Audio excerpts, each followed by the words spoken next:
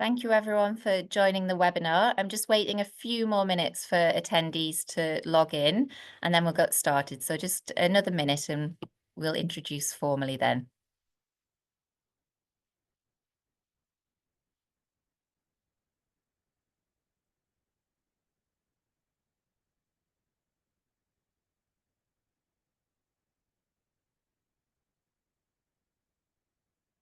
Great, thank you everyone for joining today's lunchtime webinar as part of the New Homes and New Ways programme organised by the Building Centre and the Housing Festival together. I'm delighted you could join this session today, how councils and the MMC sector can support each other. I'm Laura Broderick. I work for the Building Centre as Head of Partnerships and Programmes.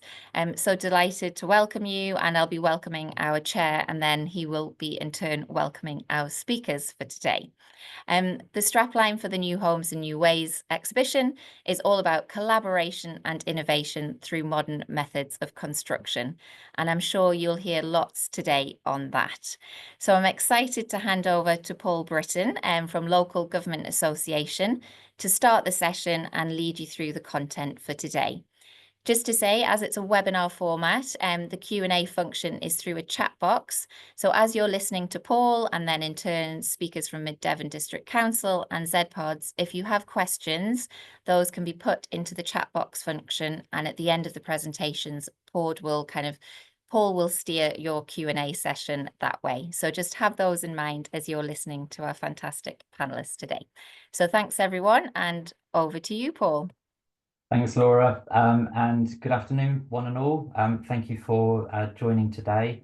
If we could go on to the next slide, please.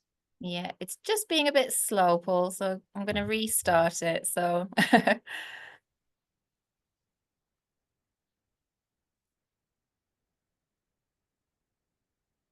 forgive me. Let's hope that's kicked it in. Brilliant. There you go, Paul. Great. So, yeah, I'm Paul Britton. I work for the Local Government Association. Today's seminar is going to be in 3 stages. I'm going to give a bit of an introduction about the Brownfield Land Release Fund. Richard will provide an overview about Mid Devon District Council in relation to delivery of affordable homes. And then Ria will provide a review about ZPods and how they're working with councils to deliver modern methods of constructed homes across the country. And then we'll have a Q&A. Go on to the next. So as an introduction, and there's a lot more information out on the web, so please do have a read after this. Brownfield Land Release Fund is a cross-government initiative. So I work for the Local Government Association. We work with the Cabinet Office in partnership, and we're delivering this on behalf of the Ministry of Housing, Communities and Local Government. The whole aim of it is to provide capital funding to councils to de-risk their brownfield sites. So that may well include demolishing old buildings, remediating sites, undertaking groundworks, getting the sites ready and de-risked, ready for housing to come forward. So far, programmes awarded just over 300 million across the country, of which just over 9,000 land for just over 9,000 homes is being released, and by March 28 there'll be a further over 8,000 homes land released. As part of our funding, we support innovation, and in particular we're supporting councils who are looking to explore modern methods of construction as a way of delivering homes to higher quality and faster. Overall, so far, around about 2,000 homes are coming forward in that way across the programme. So councils looking to explore MMC. I'll just give a very quick overview about a few projects and then I'll hand over to Richard. So if we could go into the next slide. Again, Paul, I'm sorry, it's just stalling. So that's okay. I'm just going to kick it in.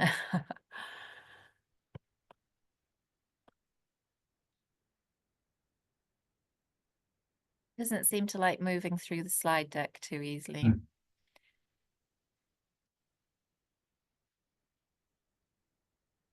There we go. Right. So yeah, just before I go into a few projects, I'm sure a number of you already heard about the Farmer Review. It's now 8 years ago since this came out. The main conclusion was that the construction industry needs to modernize. There are a number of critical symptoms that were identified in terms of low productivity, aging workforce, lack of investment in innovation. And over the last year or so, House of Lords has examined the future of modern methods of construction. And as you can see, one of the key conclusions is that the government, if they want to encourage MMC, must acquire a much deeper understanding of how it works, develop a really clear strategy, and demonstrate leadership. And obviously, it mentions both central government, Homes England, and other partners in terms of that. The other thing just to mention is just in terms of the general election and the new government, that Secretary of State Angela Rayner confirmed that there was going to be the publication of a long-term housing strategy, and there have been mention about how modern methods of construction can form an integral part of that. Okay, we'll go on to the next slide. Just in terms of a few projects that we are already funding. First one is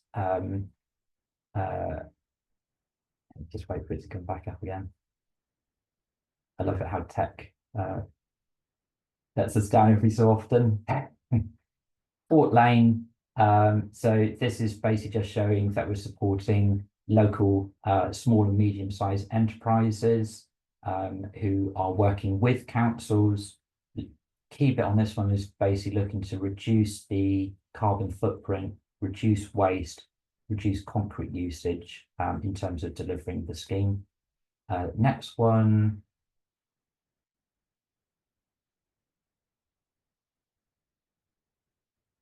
Is in Sunderland. Again, looking to support local SME industries and looking to grow the supply chain to support modern methods of construction across Sunderland. Next one is in Cumberland Council. That's basically just to show fairly large scheme, so over 100 homes, looking to link into the modern methods of construction companies around the northeast and the northwest. So looking to support those industries, job creation, training opportunities, which is a key element. Next one is in Peterborough, right at the other end, so 12 homes, so it can support small schemes. Particularly looking at this one because it looks to reduce the embodied carbon within the homes that are being delivered. Next one is in London, Archway. So just to show that it can be delivered both in kind of rural market town and city and capital city schemes. That was basically looking at volumetric.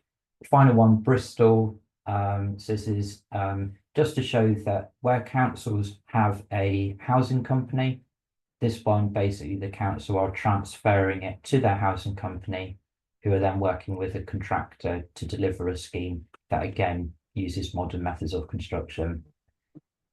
Lots of information there, but key bit really is just to show through the Brownford Land Release Fund, supporting MMC, supporting housing delivery with councils. The one I have particularly not mentioned so far is our support in Mid Devon, so as not to cause any issue with what Richard's going to speak about. So if I could pass across to Richard, he'll give an overview about Mid Devon District Council. Yeah, thanks, Paul. Good afternoon, everybody. As Paul's kindly said, I'm Richard Marsh. I'm the Director of Place and Economy for Mid Devon District Council, and obviously have the pleasure to be here today to talk to you a bit about the MMC activity that we have underway within Mid Devon. If I could, oh, thank you, Laura. So I thought it'd be useful probably to give a little bit of context first about Mid Devon in terms of the nature of place.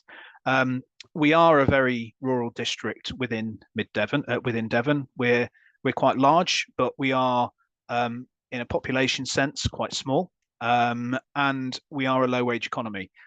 So although we are in Devon, we do see issues in terms of household incomes versus property prices. We have 3 principal market towns. They are dispersed quite widely around the district, which means it takes quite a considerable period of time, certainly to travel between two of them and the third. And it means that they look in different ways in terms of their principal centres. But we are mainly dispersed rural settlements. And of course, what that means is that whilst we do have the M5 corridor running through the district, when you move away from that major infrastructure link, we are relatively poorly set in terms of infrastructure and have a significant infrastructure deficit, which makes it really difficult for us in terms of thinking about future growth and planned growth in terms of how we meet our housing needs, and importantly, of course, as well, how we ensure that we have sustainable and inclusive communities right through the district, and particularly in rural areas.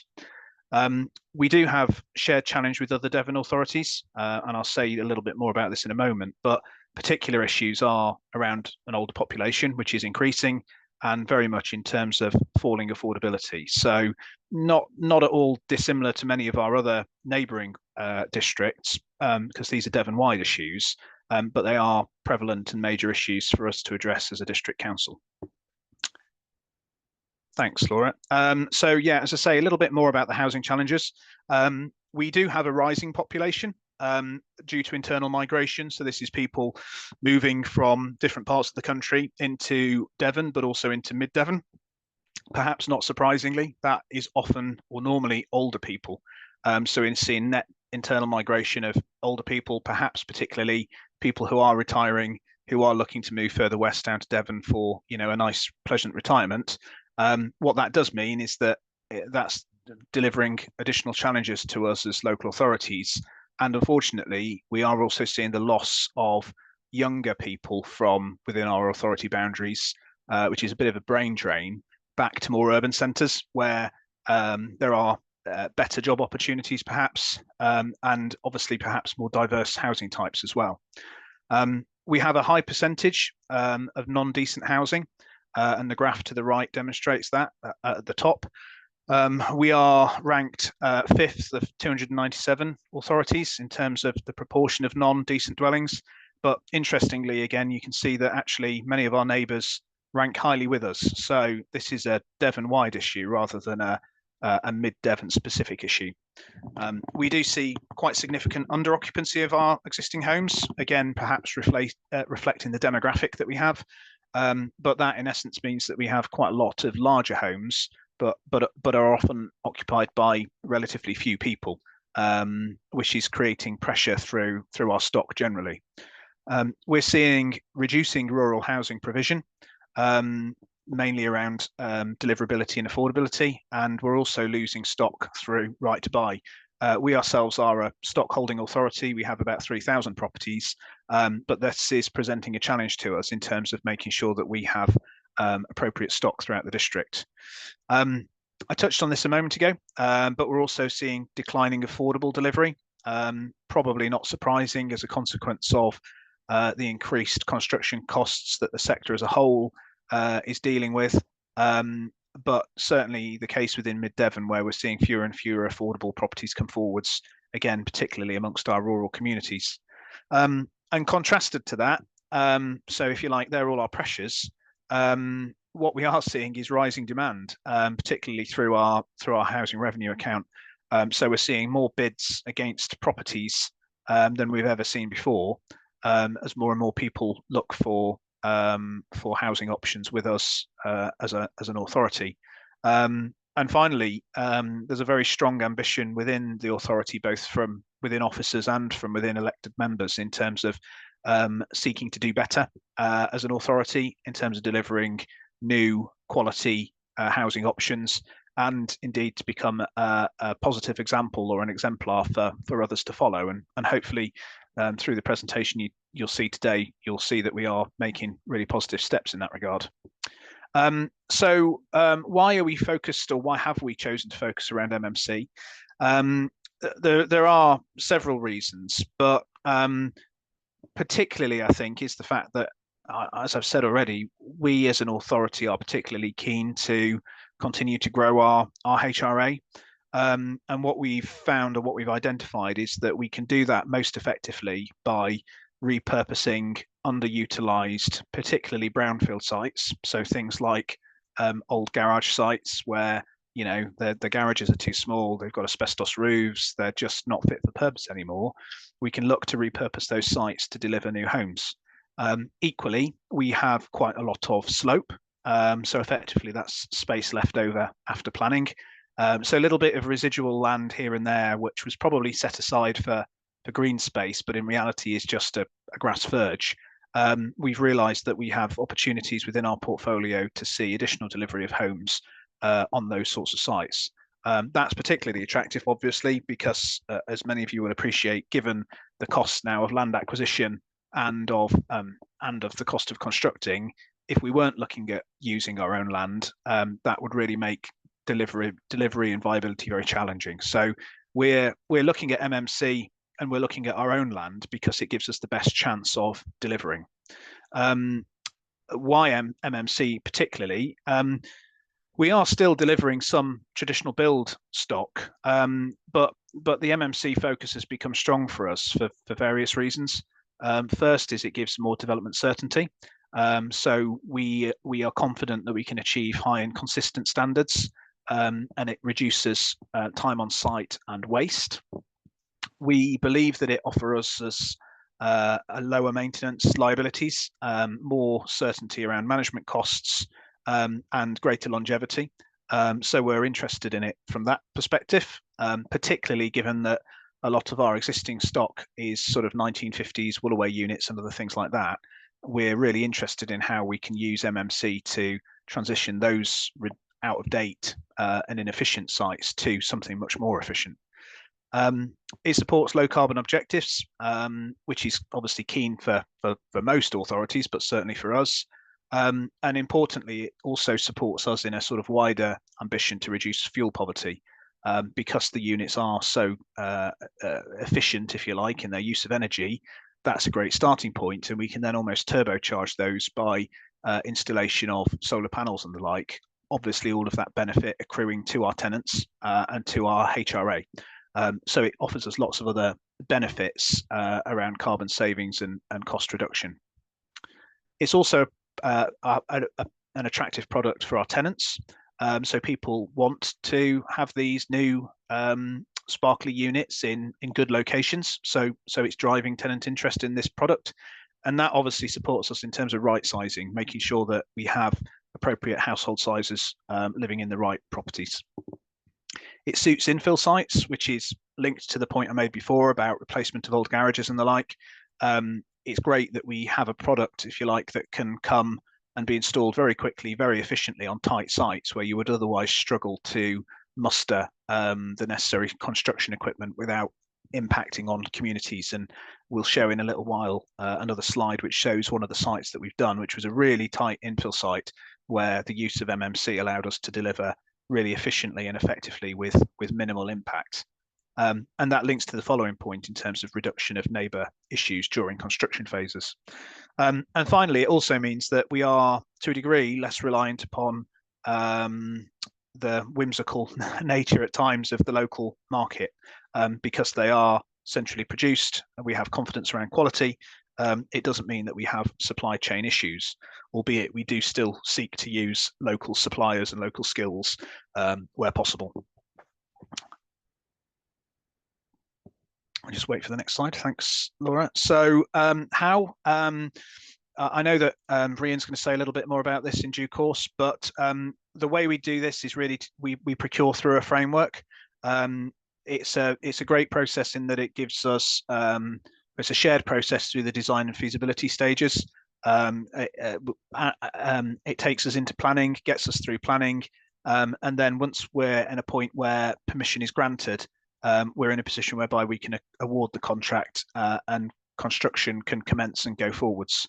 The model or the approach we take is a full turnkey approach, which means that obviously, you know, when it's completed, we literally can open the doors and walk in, and it's good to go. The other good thing about this approach for us is that it gives us a transfer of all information from every design and construction stage, so that we, and in turn the tenant, ends up with a full and comprehensive pack about how the building works, how all the equipment works, and it helps in terms of that tenant introduction and handover. The next slide talks a little bit about political and local buy-in. So obviously with something like this, it's really important to have support from within our elected members and within our communities. And in Mid Devon, that's something that we certainly do have, albeit we invested quite significantly early in the process about getting support and buy-in from members and communities. So where that puts us now is that we're pushing forwards with delivery. We're looking for around 500 units to be delivered over the next 5 years, which, as you'll appreciate, you know, is significant in the context of the existing stock we have. We always undertake early public engagement before any individual project is progresses, and we always undertake regular engagement with elected members early and at key stages, so that they are aware of the proposals, what they mean for their communities, and can ask questions of us. Obviously, as we deliver more of these, our communities and members become more familiar with them, and they certainly seem to be, amongst large parts of the community, being very readily and warmly accepted as a mechanism to deliver additional homes. The final bit of the slide is just from the original exercise we did around consultation. Just going back some time now, where before we committed the first ZPod project, we had a modular housing, like, mobile unit that came down to the district, and as that stat shows, of the 438 people that visited, 312 came out and said that they would support them, and they were interested. So we are delivering this program on the back of very positive public and member support. So just a little bit about successes to date. The image there on the top right is St Andrews in Columpton. That's the site that I mentioned was a very tight infill site. So that was delivered very effectively and efficiently using the modular product, the ZPod product, which I think otherwise we would have really struggled to get something on that site without very significant impact. We did, of course, have to manage multiple construction projects in one small space at the same time, as luck would always have it. So the fact that the localized impact of the construction of these units was very modest then helped us deliver another project in the high street at the same time. Whereas, as I say, if we'd been doing this in a more traditional approach, we'd have created absolute gridlock and chaos through the town. So having a modular product was extremely useful in that regard. At the same time, we've also delivered further homes in Shapland Place in Tiverton, which means that through the course of this calendar year, we'll have delivered 14 new units using the product, which have been very well received, as you can see from the bottom right. One of the existing residents, or the new residents, who's very happy with their new home. It is also necessary to say, and I'm sure Rian will say a bit more about this in a little while, these have become multi-award winning schemes in their own right for the way they've approached delivery and for what they've delivered for us in terms of delivering quality homes on very constrained sites with challenging situations such as flood risk and all sorts of other things. We're currently on site with 2 more schemes, one in a small rural village called Sandford, and another one in our town of Tiverton, which will deliver us another 13 homes. And as Paul mentioned a bit earlier, you know, what's been really useful in supporting us with this programme so far has been the fact of, you know, securing grant funding, particularly the Brownfield Land Release Fund, in terms of using that funding source as a way of supporting delivery of these units, where otherwise the financial delivery of them would be challenged. So having the opportunity to bid into that fund has been immensely useful to us around supporting delivery. And what I would mention finally is that what we're now looking at is actually how we can use other initiatives to then drive wider benefit to the authority and the wider Devon geography. So we're now looking at how we can use some of these units, the smaller units, to support wider corporate objectives around supporting care leavers into housing, using an aspect of devolution funding. So it's allowing us to sort of realise multiple aims through the delivery of effectively a project. Is giving us opportunity to deliver, widespread corporate ambition. So I think my final slide is what's next. So as you've probably got a flavour, hopefully, our aspiration is to continue to build on the success and the learning we've had to date. We intend to continue to deliver new homes. Moving forwards into 25, 26 and beyond, we are looking to focus our MMC into slightly larger sites, probably sort of 10 plus, but certainly to continue our pipeline of delivery.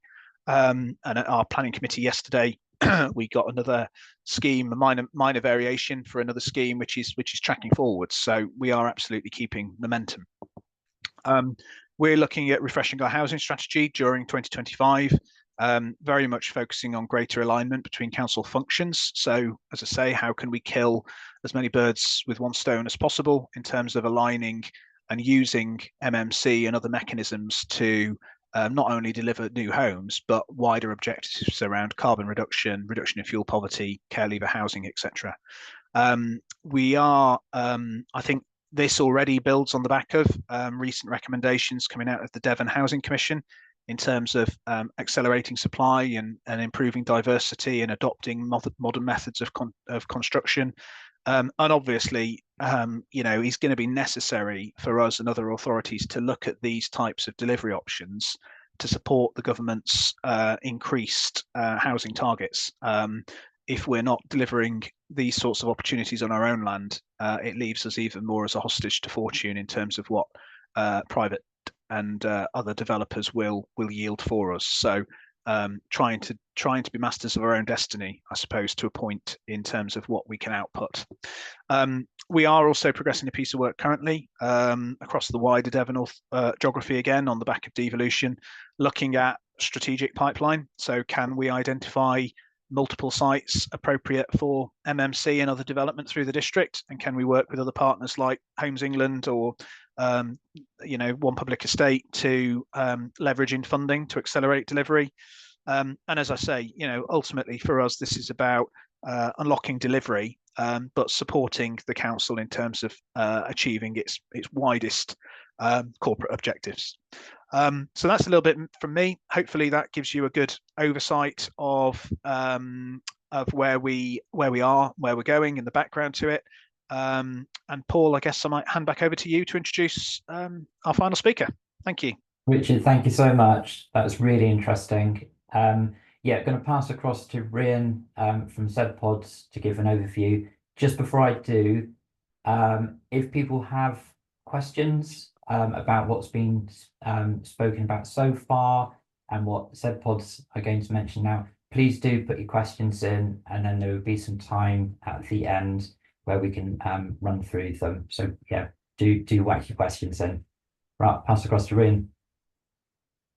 Brilliant. Thank you very much. Hope you can hear me clearly. Apologies for slight technical issues at the beginning, but I think it's such a really great framing of the situation in the sector and what we're trying to do and sort of the holes we try to plug so that we can work and use MMC in a really, really efficient way that really generates these partnerships and these collaborations, that looks at what the existing land use is, looks at what the existing stock is, looks how we can integrate different types of schemes. Because modern methods of construction don't have to have one type of image, one type of look. We can adapt them to different types of constrained sites and utilize sites in a slightly different way to really deliver really high quality schemes.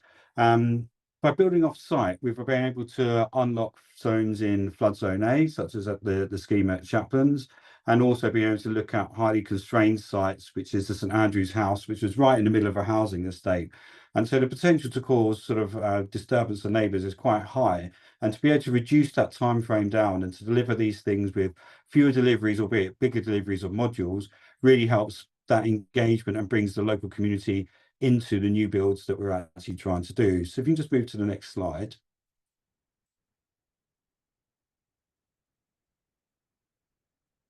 And sort of much of what was already been said is that we came into this as ZPods to design and work out a way to build high quality zero carbon homes that were really going to address the areas where they need to create the lowest possible cost homes to live in for the people that need them most, and make sure that there's no sort of social exclusion for people on the housing register that prevents them or bars them from being able to work within or being able to join the low carbon change and live a low carbon lifestyle. And a lot of that comes into how we developed that sort of strategic definition and approach, right really for early on, from the deliverability and setting ourselves up to be able to deliver right from the REBA stage of 0 all the way through to the end, and the handover, and work and manage through the handover to maintain that quality whilst tenants are living in those properties. By picking up those feasibility studies really, really early on, looking at those sites, working out what we can get and how we can use MMC and offsite and volumetric to get the required density within those schemes and unlock those leftover sites. So the sites that were those slope sites left over from planning that would enable us to really deliver and use those bits of land that weren't being able to use or looked at for housing to bring housing stock to the market, and really, really good quality housing as well. And then linking that into how we work with the framework providers and how we can work and deliver things through the procurement framework meant that we could really do that pre-construction service agreement element at first, get these sites through planning, make sure that we're adjusting the units and the designs to meet those planning constraints and those site constraints, especially working on flood zones where there's quite a lot of extra hoops you have to jump through, working with the Environment Agency and the planners and the strategies that go into place as well. Looking at how we integrate the surrounding landscape into it and the landscaping of the gardens, those sustainable urban drainage systems in there. So really the sustainability elements coming right from the type of land, those leftover land or brownfield sites that we're bringing into use, protecting those green belt sites, bringing in zero carbon homes to those sites, and really sites that were almost sterilized from being able to develop by bringing in different sorts of planning approaches and making that modular product or modular home that we're delivering fit to those planning escapes and being really as flexible as what we could do. And really sort of working with Mid Devon Council and really engaging with them and having that feedback right from the early picking of the sites to developing what type of the outcome of the dwelling type and mix is going to look like, really helped us to deliver schemes that were really sort of going to unlock these schemes and not require them to go out and try and find new land to build new homes and use that existing land that didn't really have a land value, but deliver really, really good quality homes to do it. And then after we sort of do that engagement side, get those projects through planning, we can then move straight into the JCT or to the design and build NEC contracts. Look at the cost planning, make sure that we can control what those costs are in the factory, look at how we do those little tricky bits on the site and on the ground, and make sure we bring those sites forward in the most effective way possible. But then even managing that stage 6 and that handover process, doing post-occupancy evaluation and making sure that we're getting feedback from the tenants to constantly improve the product that we're doing and deliver those new homes in better ways is really, really quite key. And being able to work with a local authority such as Mid Devon to be able to deliver that really helps us understand how we can bring more sites forward and really play our part in meeting those government targets that are quite ambitious and quite hard that are going forwards over the next 5 years. So if we just go to the next slide, please.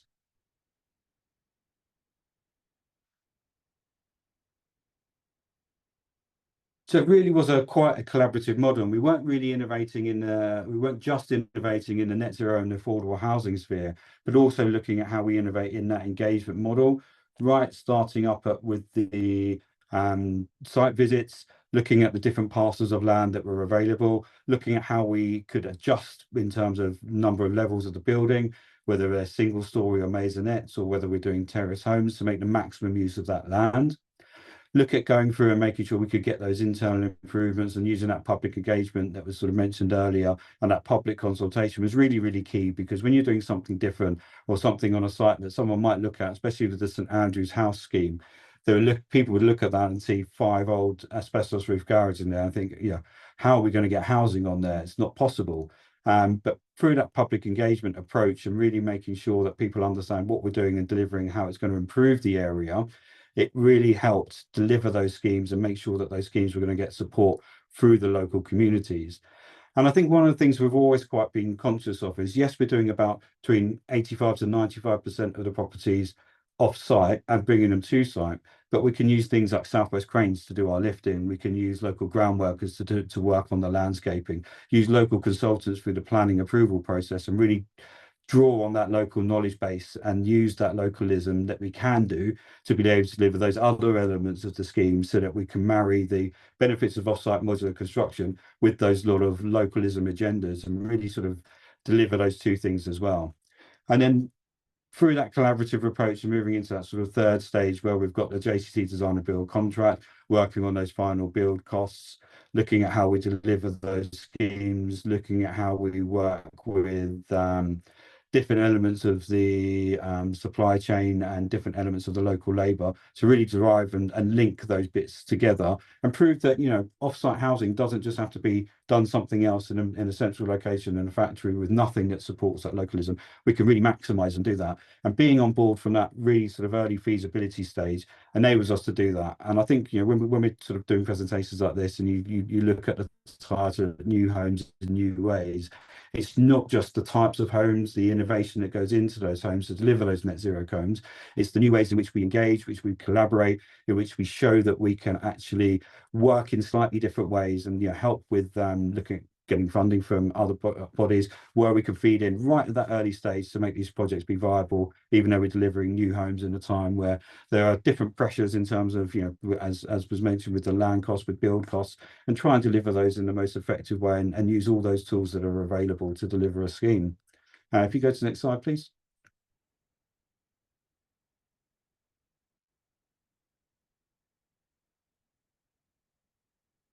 So when we're looking at sites, we're generally delivering sites around about 50% quicker.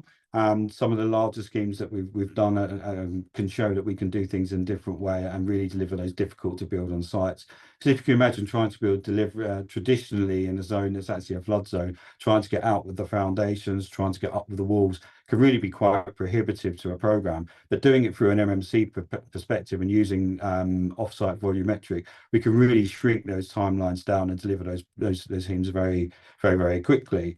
But in terms of we really sort of start with not just the environmental agenda, but how do we make that environmental agenda and how we make those net zero carbon homes create high quality, really nice living spaces that really look after the occupation, the occupants' health and well-being, and deliver those schemes where they need to be. So can we reduce transport miles? Can we deliver these homes? A lot of these car parks or these brownfield sites are right where they need to be in the local hub for people that need to get to work without car ownership. And it really sort of helps by looking at those sites that we've got. We deliver these nice, bright, airy buildings with lots of lovely triple glazed windows that will have high performance for thermal, but also for acoustic, that really just minimises the disturbance one neighbour could have on another, enables us to build tighter sites, tighter schemes without disturbing and creating high quality living accommodation for the people and the tenants that will be moving in. We go with quite neutral palettes in terms of what we do so that they're quite appealing to everyone, and we bring lots of lovely daylight in there. We try and work a bit smart as well, so the triple glazed windows are acoustic rated, so if we're delivering a scheme that could be quite near a noise source such as a main road, we're blocking off as much of that sound as possible, and they're really nice and quiet inside. We make sure that we work with companies such as ICO, who develop environmental sensors, so the actual internal environment can be monitored. And this really helped, especially in a scheme that we delivered in Bristol, where some of the tenants perhaps were care leavers and coming in and had never controlled the thermostat. So they might be trying to set a thermostat at, say, like 28 degrees, simply if that's a heat wave temperature, it might be the right temperature for them. And we can see those spikes in the post-occupancy evaluation and those sensors.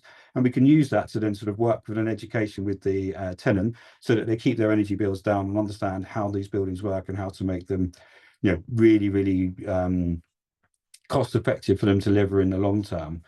Looking at that energy efficiency and monitoring that in the long term, looking at things like humidity, which is always quite a good touch point at the moment, and making sure we control the humidity for the types of technologies we put in there, but also look to make sure that they're working. The types of heating systems we use means that you can't turn the heat recovery ventilation off, which means you're always getting that constant refreshing of air in the building whilst retaining the heat. And we can monitor that and really focus on that REBA stage 7 to make sure those buildings are actually performing, and they're going to perform, and we narrow that performance gap in the future so that the buildings as designed are performing when they're as built.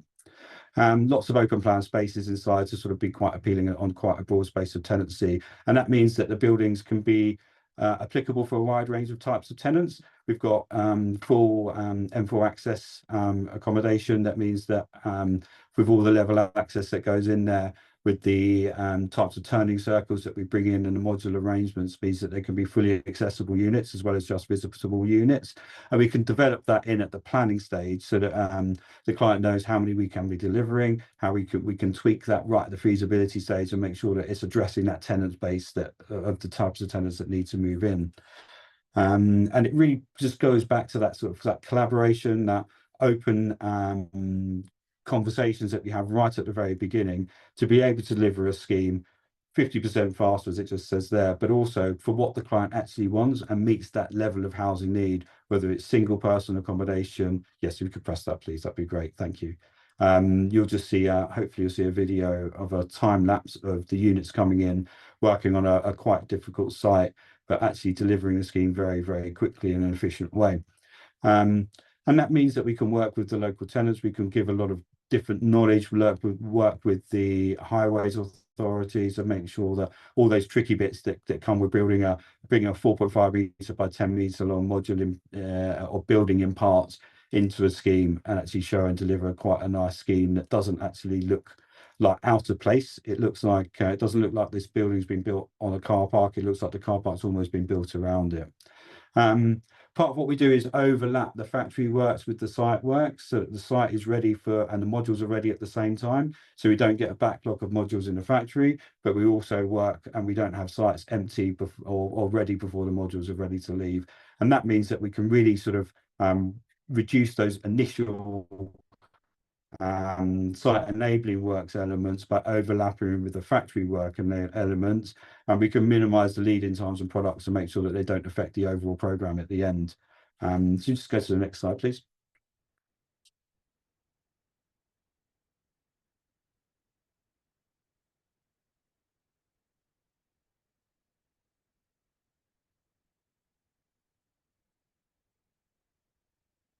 We generally aim to sort of deliver at least two.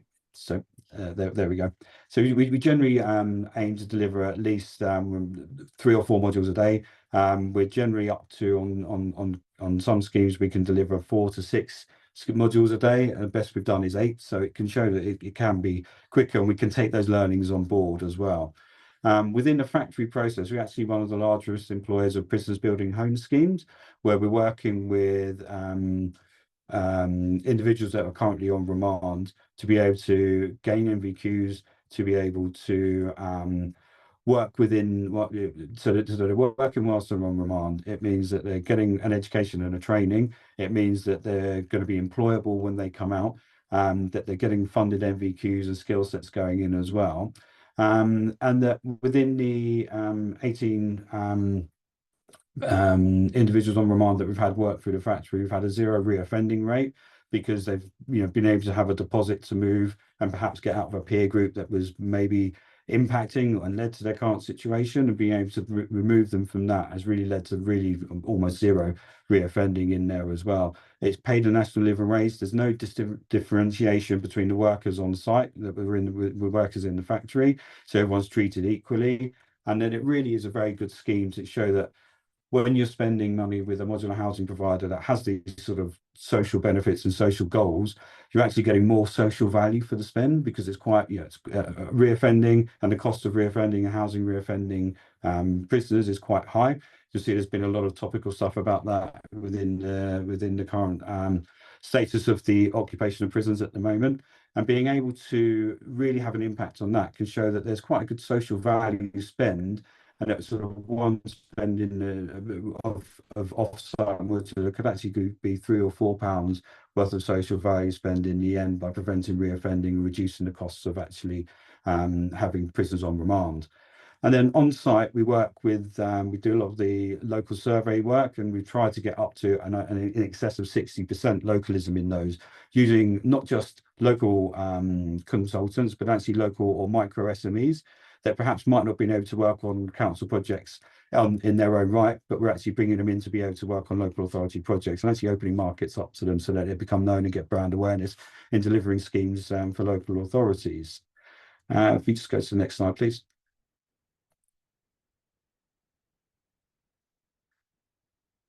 I think sort of going back to sort of some of the information that was given. So these are different buildings to be lived in because there's no gas, so they're all electric. There's solar panels generating energy. On some of the schemes, we have battery storage as well. And so being able to work with the tenants and work with them right and develop an interactive home user guide really means that we're not just handing a building over. We're handing a building over with an intent to help the tenants manage and live through those buildings through those initial few weeks and months that they're in there, to understand the types of buildings that they're working with, but also to work with the local authorities so that we can maximise their in-house maintenance teams to actually maintain and do some of the periodical maintenance that you get on these buildings. And again, look at bringing some localism in on that side as well. We published the maintenance schedule so that they know all the components that need to be maintained. Where we've been doing work on BIM and BIM 19650 means that we can digitize that as well. And that means that there's a lot of information within the model that really helps to make future maintenance of the scheme. And by bringing those elements in and having that sort of full turnkey from stage 0 to stage 7 really helps in making sure that these buildings are going to last as long as possible, and they're going to have a very, very long lifetime because of how we design them, how we build them, the types of materials we use, and how they're designed to be the most long-lasting buildings that we can do. For instance, the fully timber, aluminium clad windows, triple glazed windows, they have a design life in excess of 80 years. And so if you think about maintenance of a typical UPVC windows might be every 12 years. If you've got a 3 or 4 story high building, you've got scaffold or MUP access that you need to do that. If those windows are lasting 80 years, then you're not going to have to replace them many times over the lifetime of the building. That reduces the maintenance costs and also the impact on maintenance on existing tenants or on the local environment as well, or the local residents as well. And it really helps us deliver a scheme or a building that is designed for now, designed to future building standards, designed to be long lasting. And so we've sort of had quite a lot of good traction within the local press and the local authorities. I think there's a video coming up in a minute on the next slide that just sort of shows what we've been doing. And to get the awards with and work in conjunction with Mid Devon really has helped and has helped show what modular can be as an exemplar and the impact it can have on those really ambitious housing targets, and doing it in a way that we're making the best use of land that's either leftover land or brownfield land that we can regenerate and use and bring into play for housing. Reduce the cost of that land means that we could put extra effort and quality into the building as well.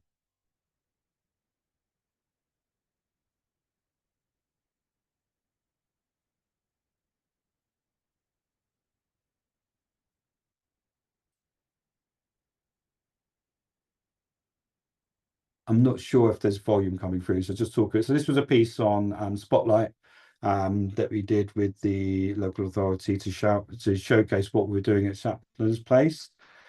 So it's a scheme that was built on a flood zone. By putting the suds and the attenuation levels in there really early on, we were able to stop a build. So in an area that was flooding quite locally, and some of the local residents could quite often have water coming up to their front doorsteps, by putting those underwater attenuation tanks in very early on, that then stops happening. You can just see some of the modules being lifted in, how we wrap them. The plastic wrapping that's on there is actually baled up, sent back to the factory, and is recycled and reused as well. Again, a bit of a walk through the building to see we've got large walk-in showers in there, so that they really show that we're putting in a lot of thought and effort into the future use of the building, and we're not showing that we're showing that high quality living can be done for sustainable housing and for social housing, and really bring up the level and quality of life for people that are living in these buildings. So that's a one unit that's doing absolutely everything. So it's doing the heat recovery, ventilation, the hot water and the space heating requirements, and really is simple, very little user input to be able to work on it, very little maintenance. So a 12-month unventilated cylinder check and a filter check, and that's really it. And the scheme was really well received. We did it to minimum local impact on the locals. And even though you've got in an area where you have got some industrial use there as well, you still got those great views that we try and orient the building in there. So we're bringing those good high quality design elements into the types of buildings that we're using to deliver them as well. We've got fire doors throughout the buildings and properties as well. It makes it easier to install and maintain, and the less and lower products that are used in there as well.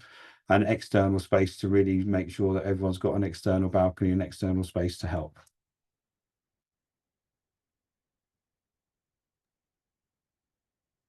That's great. Thanks, Ryan, so much. That's it's always great just to see lots of images, and the video worked really well there as well.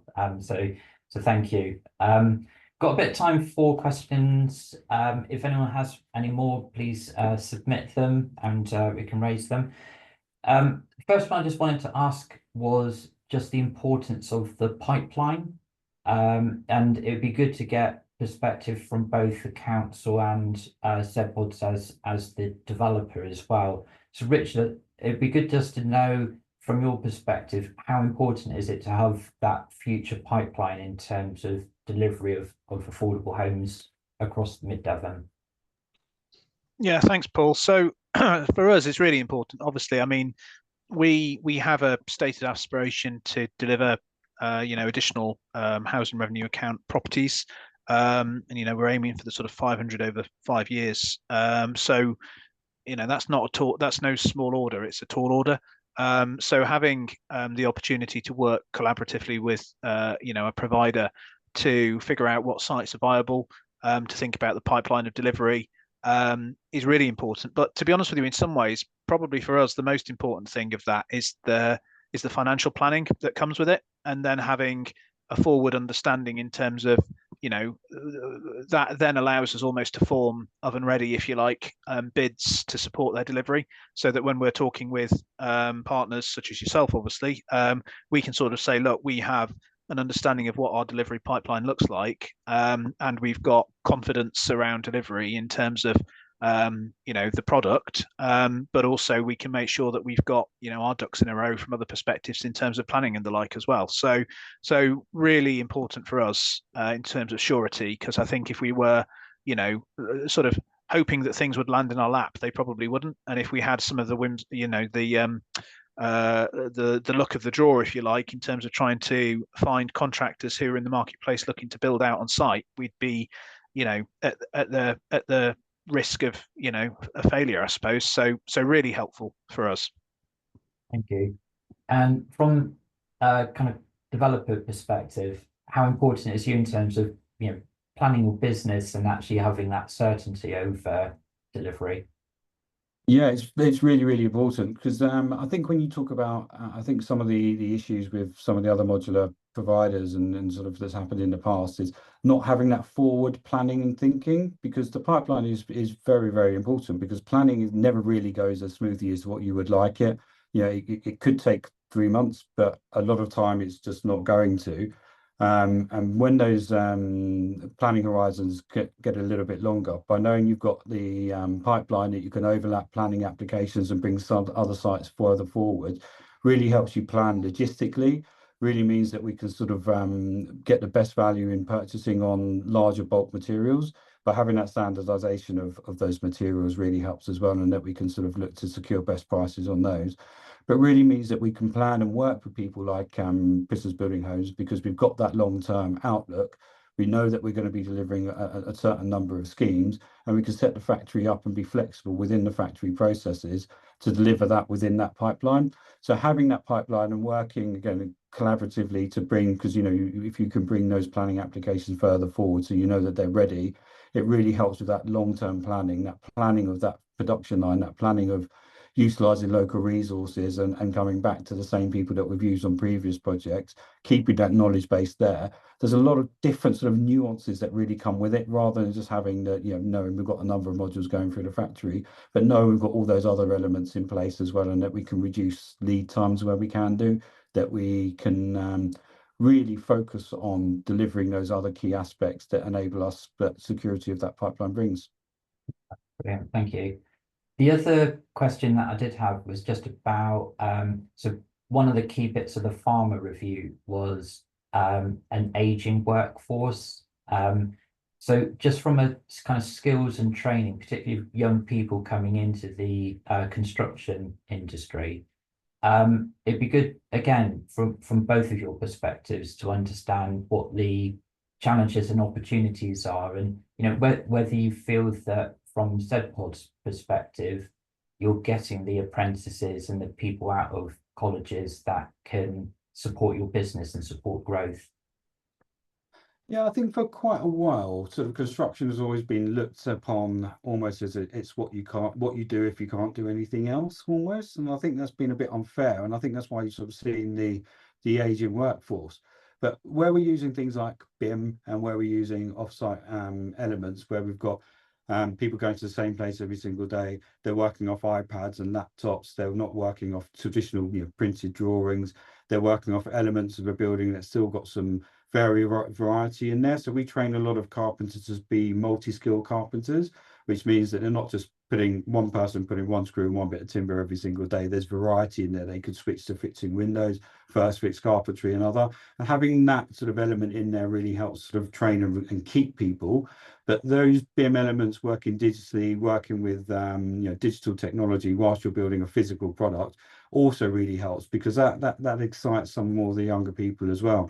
And because we're doing zero carbon building, because we're using different types of techniques to build them as well, that also brings a bit more of an excitement to the marketplace as well. And we're finding that we can get those apprentices through, we can get people, and we're trying to address being, people want to deliver social housing, people want to be working in a feel-good environment that brings. They also want to be working with new technology, and they also want to be working in a way that gives them job enrichment. And I think with modular can really drive that forward to really help. Yeah, brilliant. And Richard, from the council's perspective, I know you mentioned about young people potentially having to move away from the area because of kind of job opportunities, etc. Do you see this in terms of construction industry as, again, a bit of an opportunity in terms of that upskilling and really future-proofed job opportunities? Thanks, Paul. Yeah, I do. I mean, I'd sort of start by saying, I mean, I've got massive concerns around skills generally. When I look across my sort of area of work, around economic development, I was running a business session last week with businesses from within the district, and the number one issue on their radar is skills. That's in industry and manufacturing. It extends absolutely into construction. Any sort of professional skill setup at the moment in time, it feels like everybody's having challenges around where we attract and retain talent from. That absolutely spills into the construction sector, doesn't it? I can't recruit planners. Well, luckily I've got a full complement of planners, but it's blooming hard to recruit planners. It's really hard to recruit building control surveyors. The full remit is incredibly challenging.